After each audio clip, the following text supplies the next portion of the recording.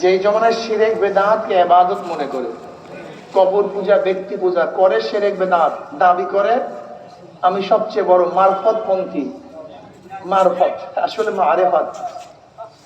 আমি তাসাউফ পন্থী, আসলে তাসাউফ পন্থী না, মারেফত পন্থী না, বলে জাহান্নাম পন্থী। যেই জমানায় শিরক বেদাতকে ইবাদত মনে করে, আবার যা শিরক বেদাত না তাকে শিরক বেদাত মনে করে।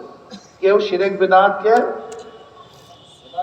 কথা বলেন না কেন ভাই, কেউ শিরক বেদাতকে, আবার কেউ যা শিরক বেদাত না তাকে শিরক বেদাত মনে করে। যেরকম লামুযহাবিরা, তথাকথিত আহলে হাদিসরা ইমাম মানা, মাযহাব মানাকে কি বলে? শিরক, এটা বেদাত। অথচ এটাকে শিরক বা বেদাত, এটা জরুরি কাজকে তারা শিরক বেদাত মনে করে।